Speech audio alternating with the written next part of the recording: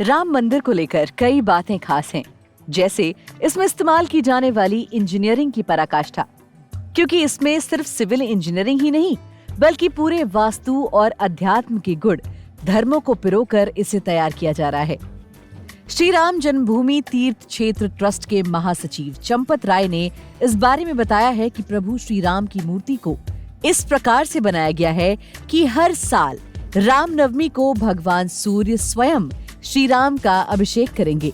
उन्होंने बताया कि भारत के प्रख्यात अंतरिक्ष वैज्ञानिकों की सलाह पर मूर्ति की लंबाई और इसे स्थापित करने की ऊंचाई को इस प्रकार से रखा गया है कि हर साल चैत्र मास के शुक्ल पक्ष की नवमी तिथि को दोपहर 12 बजे सूर्य की किरणें प्रभु श्री राम के ललाट पर पड़ेंगी।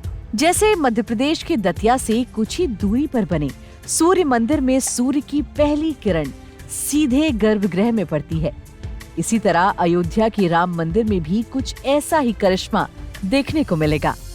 3 शिल्पकारों ने प्रभु श्री राम की मूर्ति का निर्माण अलग अलग किया। इसमें से एक मूर्ति को प्रभु प्रेरणा से चुना गया है। चुनी गई मूर्ति के पैर से लेकर ललाट तक की लंबाई 51 इंच है और इसका वजन 1.5 टन है। मूर्ति हर तरह से आकर्षित रहे, इसलिए मूर्ति में 5 साल के बच्चे की मासूमियत भी है।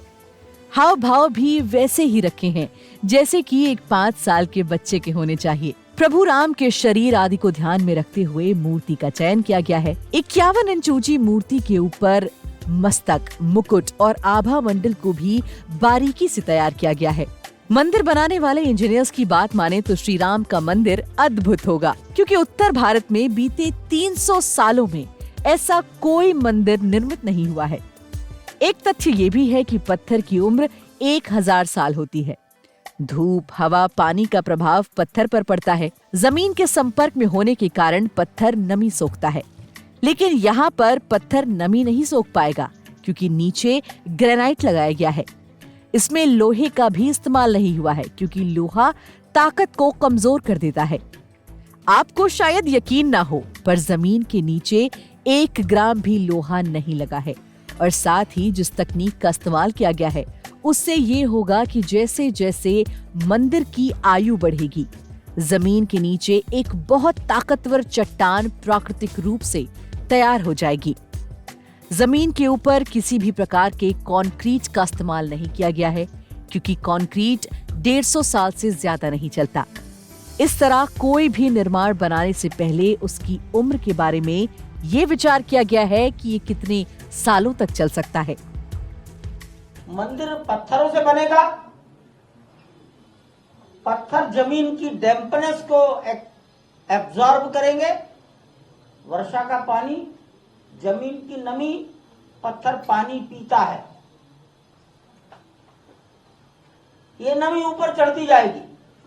200-400 साल के बाद ऊपर का शिखर पानी से दिखाई देगा। पत्थर में पानी है, इसको बचाओ। पानी पत्थर को खराब करता है।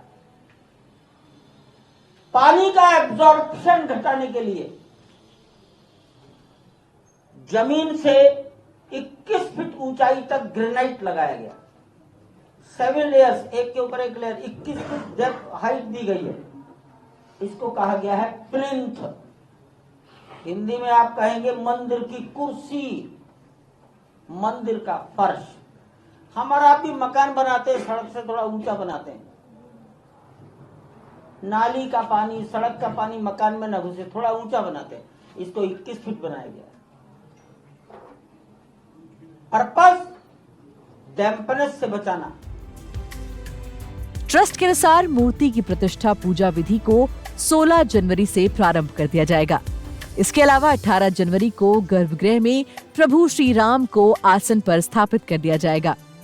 प्रभु श्री राम की मूर्ति की एक विशेषता ये भी है कि इसे अगर जल और दूध से स्नान कराया जाएगा तो इसका नकारात्मक प्रभाव पत्थर पर नहीं पड़ेगा। साथ ही अगर कोई उस जल या दूध का आचमन करता है तो शरीर पर भी उसका दुष्प्रभाव नहीं होगा।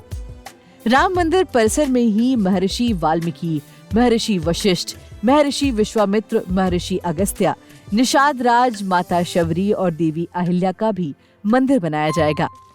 इसके अलावा जटायु की प्रतिमा को यहाँ पहले से ही स्थापित कर दिया गया है।